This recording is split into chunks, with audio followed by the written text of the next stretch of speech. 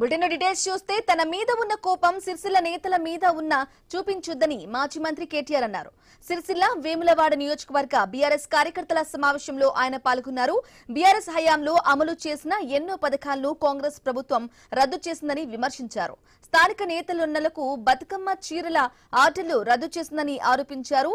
రైతుల ధాన్యం కొనేందుకు రాష్ట్రంలో కనీసం గన్ని సంచులు కూడా లేవని విమర్శించారు.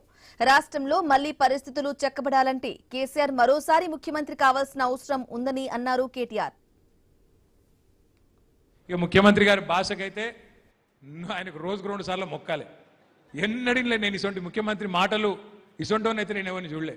చాలా మందిని చూసిన నేను కూడా, నాకు కూడా 50 ఏళ్ళు. ఇప్పుడు ఎన్టీ రామారావు గారిని చూసిన, తర్వాత చెన్నారెడ్డి గారిని చూసిన, జనార్దన్ రెడ్డి గారు, విజయభాస్కర్ రెడ్డి గారు, రోసయ్య గారు, చంద్రబాబు నాయుడు గారు, రాజశేఖర్ రెడ్డి గారు, కిరణ్ కుమార్ రెడ్డి గారు, కేసీఆర్ గారు, ఇంతమందిని చూసినా ఆఖరికి సన్నాసిని చూస్తున్నాయి. ఇప్పుడు ఏం మాటలు అవి, ఎంత గలీజు మాటలు. మొన్న అడిగండి ఎవరు ఒక ఆయన, మరి మీ వాళ్ళందరూ పెద్ద సిపాయిల లెక్క నరికితిరి కదా, 100 రోజుల్లో 6 గ్యారంటీలు అంటివి, రైతులకు బోనస్ అంటివి, మీదికెళ్ళి 100 రోజుల్లో ఇజ్జెత్తా అంటివి, అజ్జెత్తా అంటివి, మరి 100 రోజులు పోయి 900 రోజులు అయిపోయాయి. ఏం సంగతి రేవంత్ రెడ్డి గారు అంటే, రేవంత్ రెడ్డి గారి మాట, 30 రోజులలోనే ఎంత పైల్వానైనా పిల్లలు పుట్టిస్తాడా? మాకు తెలియదా పిల్లలు 3 నెలల్లో పుట్టారని? అందరికీ పిల్లలు ఉన్నారు, లగ్గమైన వాళ్ళు ఉన్నారు, తెలియదా మాకు? ఇవాళ రేవంత్ రెడ్డి మాట్లాడుతుంటే తలకాయ ఎక్కడ పెట్టుకోవాలి, ఎదురుగున్న లేడీస్ ఎటు పోవాలి, మొగోళ్ళు ఎటు పోవాలి, ఈయన ముఖ్యమంత్రి అయింది, ఇది ఏం కర్మరా నాయన మనకన్నా కాడికి వచ్చింది కథ. ఏమన్నాడు రేవంత్ రెడ్డి గారు? ఆయన 10,000 ఇస్తే నేను 15,000 ఇస్తా, ఆయన 2 పంటలకు రైతు బంధు ఇస్తే నేను 3 పంటలకు ఇస్తా.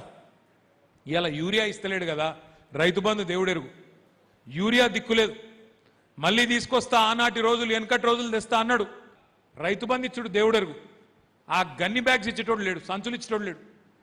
సంచులన్నీ ఆడవైనాయిరా అని తెలుసుకుంటే రాహుల్ గాంధీకి పోతున్నాయట.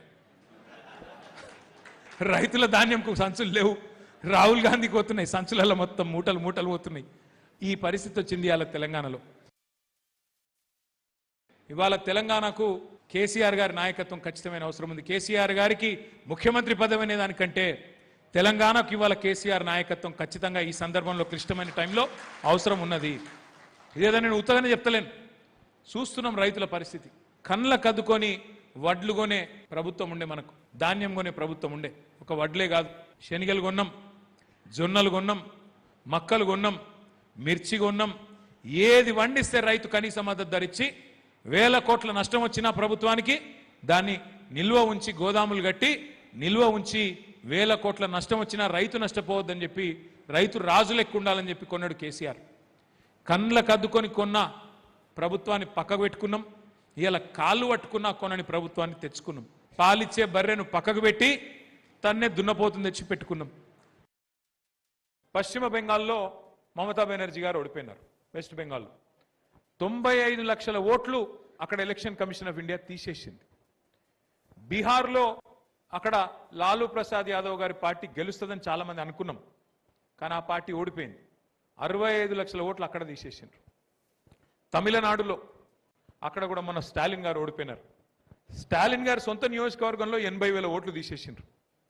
ఆయన ఒక 10-15 వేల ఓట్లతో ఆయన ఓడిపోయాడు. ఇప్పుడు 25 జూన్ నుంచి ప్రారంభమయ్యే కార్యక్రమం ఏదైతే ఉన్నదో స్పెషల్ ఇంటెన్సివ్ రివిజన్, ఇది చాలా చాలా చాలా ముఖ్యమైన కార్యక్రమం. కేంద్ర మంత్రి కిషన్